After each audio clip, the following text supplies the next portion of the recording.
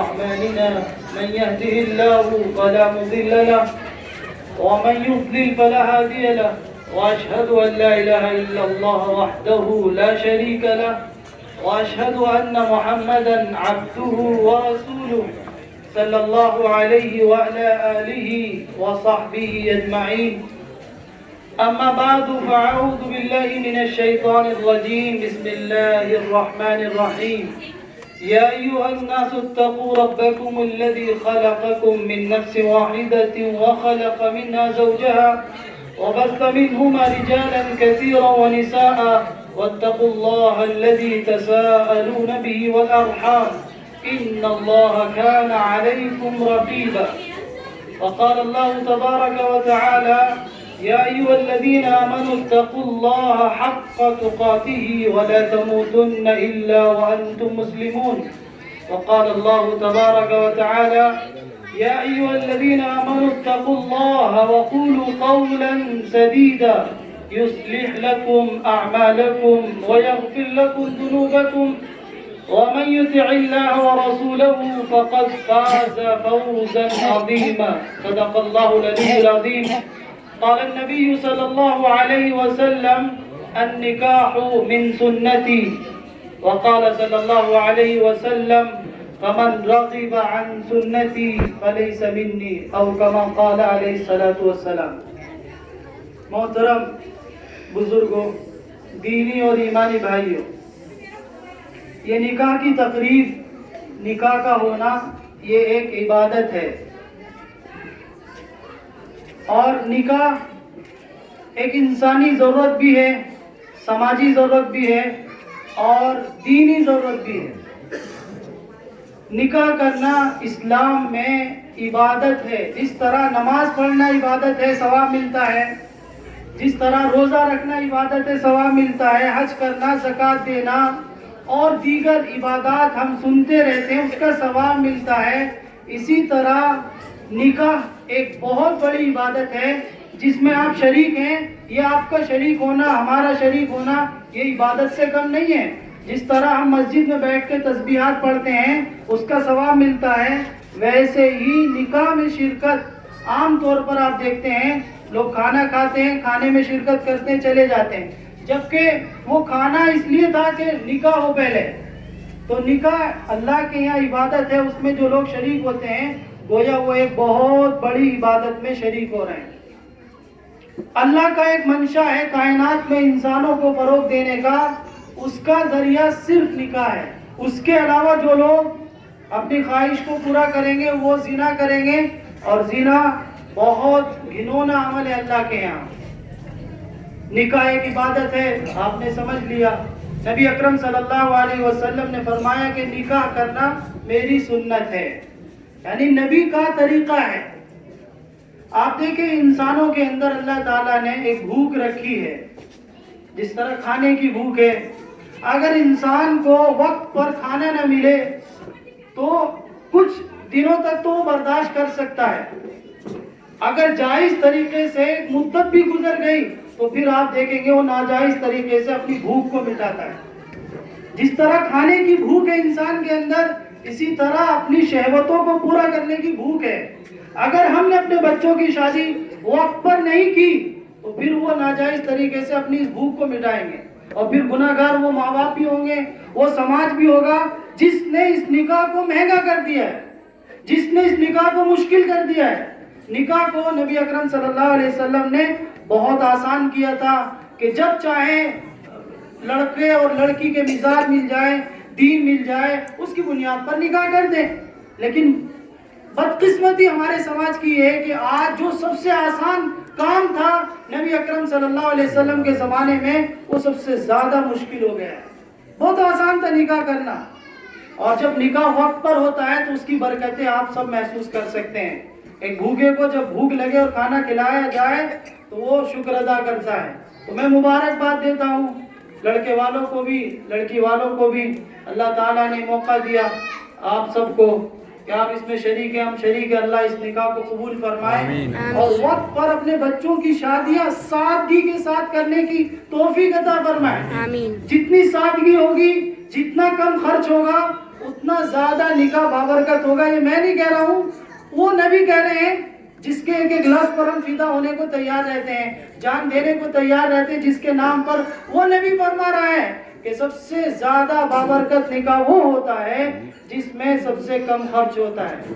اب آپ دیکھ لیجئے, ہم رسول اللہ کے عاشق ہیں, محبت کرتے ہیں, لیکن ہم ان کی مخالفت کرتے ہیں. ہم خود کہتے ہیں کہ مہنگی شادی ہوگی تو بڑی اچھی شادی ہے. کوئی نہیں کہتا کم خرچ کیا ہے بڑی اچھی شادی کی. کون کہتے؟ ہم خود کہتے ہیں, اپنی زبان سے کہتے ہیں کہ بہت پیسہ خرچ کیا, بہت اچھی شادی تھی. تو گویا ہم نبی صلی اللہ علیہ وسلم کی مخالفت کر رہے ہیں. آپ کہہ رہے ہیں بابرکت نکاح وہ ہوگا جس میں کم خرچ ہوگا, جو سادگی کے ساتھ ہوگا, جس میں بوجھ نہیں ہو دونوں آدمیوں پر, نہ لڑکی والوں پر بوجھ ہو نہ لڑکے والوں پر بوجھ ہو. بوجھ بن کے جو شادی ہوگی وہ شادی تھوڑی ہوگی. شادی نام ہی خوشی کا ہے, اور اس خوشی میں یا لڑکے والے کے اوپر بوجھ ہو یا لڑکی والے کے اوپر بوجھ ہو, خوشی کہاں رہی؟ تو نبی صلی اللہ علیہ وسلم کی سنت ہے, اللہ کی سنت ہے شادی کرنا اور اس کے مطابق اس پر عمل کرنا. اور اللہ کی جو منصوبہ ہے کائنات میں کہ انسان آگے بڑھے, اس کی ذریت پھیلے, اس کا خاندان بڑھے, یہ اللہ کا ایک منصوبہ ہے. اس میں ہم شامل ہو رہے ہیں, اللہ کے منصوبے میں شامل ہو رہے ہیں نکاح کر کے. تو چند اور باتیں ہیں جو دولہے سے متعلق ہیں اور دو باتیں ہیں جو لڑکی سے متعلق ہیں. اس نکاح کے ذریعے سے کچھ ذمہ داری لڑکے پر آتی ہے اور کچھ ذمہ داری جو ان کی بیوی بنے گی اس پر ہے. وہ ان کی ذمہ داری ہے اور بیوی کے حقوق ہیں. اسی طرح بیوی کے ذمے ہیں, اصلاً وہ ان کے حقوق ہیں. 3 بیوی کے حقوق ہیں شوہر پر. کیا؟ پہلے نمبر پر مہر دے, نقد مہر ہو یا بعد میں دے, مہر دینا یہ ذمہ داری ہے اور لڑکی کا حق ہے. اس کو دے, اس کو مالک بنا دے. پھر دوسرے نمبر پر ہے کہ نان و نفقے کی ذمہ داری لڑکے کے اوپر ہے. لڑکی کو گھر, لڑکی کو کھانے پینے کا انتظام, یہ سب لڑکے کے ذمے ہے. اس لیے کہ لڑکے کو طاقتور بنایا نا اللہ نے, مرد بنایا ہے, اس کے ذمے ہے کوشش کرے, محنت کرے, جی جان لگا دے, پیسہ کمائے حلال طریقے سے, جائز طریقے سے, اپنا بھی پیٹ پالے, بچوں کا بھی پیٹ پالے, ماں باپ کو بھی پالے, اپنے خاندان کو پالے. اس کا جسم ایسا ہے کمائے گا وہ, اس کمانے کی ذمہ داری, کمانے کی ساری ذمہ داری مرد کے اوپر ہے. نان و نفقہ جس کو ہم کہتے ہیں وہ لڑکے کے اوپر ہے. تیسرا اور سب سے بڑا حق لڑکی کا اور شوہر کی ذمہ داری ہے کہ اس آنے والی کے ساتھ حسن سلوک کرے, حسن سلوک کرے. وہ اپنا گھر چھوڑ کر, اپنے ماں باپ کو چھوڑ کر, اپنے بھائی بہن کو چھوڑ کر, اپنی سہیلیوں کو چھوڑ کر آپ کے یہاں آ رہی ہے, آپ کے یہاں آ رہی ہے, آپ اس کے ساتھ حسن سلوک کریں. نبی صلی اللہ علیہ وسلم کا حکم ہے کہ تم میں سب سے بہتر وہ ہے جو اپنے بیوی کے ساتھ حسن سلوک کرتا ہو. اس کو کمزور نہیں سمجھے کہ وہ کمزور ہے, جائے جیسے دبا دیں آپ اس کو, کل اللہ کے یہاں جواب دیں گے کہ آپ نے اللہ کے حکم کے مطابق ایک لڑکی کو اپنے نکاح میں لیا تھا, آپ نے اس کے ساتھ کیا سلوک کیا. کل قیامت میں نبی اکرم صلی اللہ علیہ وسلم کھڑے ہوں گے اس لڑکی کے وکیل بن کر جس لڑکی کے ساتھ زیادتی ہوئی ہوگی اس کی سسرال میں. تو یہ 3 حق ہیں بیوی کے شوہر کے ذمے, اور شوہر کی یہ 3 ذمہ داریاں ہیں, اور بیوی کے ذمے 2 ان کے حق ہیں اور بیوی کی وہ ذمہ داری ہے. پہلے نمبر پر کہ وہ ان کی اطاعت کرے, شوہر کی اطاعت کرے, بھلائی میں, معروف کام میں, جائز کاموں میں لڑکی کے اوپر فرض ہے کہ وہ اپنے شوہر کی اطاعت کرے. جائز کاموں میں, ناجائز کاموں میں نہیں, جائز کاموں میں بیوی کے اوپر شوہر کا حق ہے کہ جب وہ شوہر حکم دے اپنی بیوی کو تو اس کی بات کو مانے.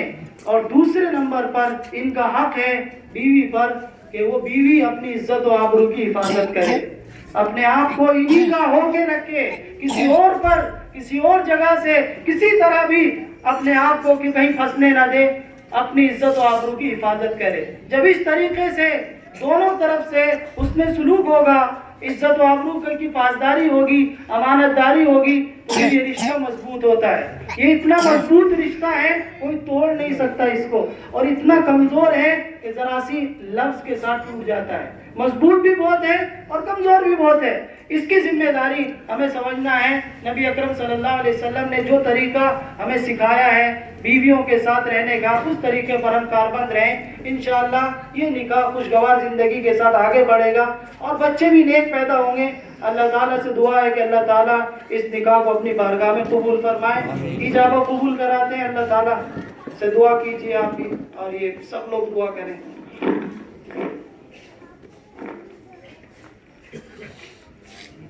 شافین بنت اسد خان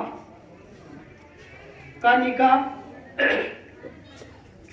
25,000 مہر نقد آپ کے ساتھ کیا جاتا ہے.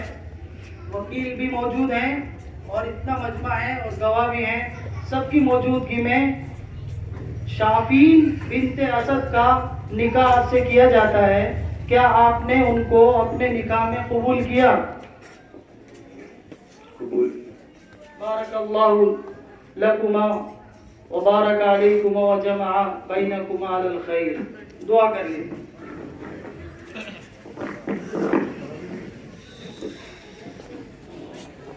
اللهم صل على محمد وعلى ال محمد كما صليت على ال ابراهيم وعلى ال ابراهيم انك حميد مجيد. اللهم بارك على محمد وعلى ال محمد كما باركت على ابراهيم وعلى ال ابراهيم انك حميد مجيد.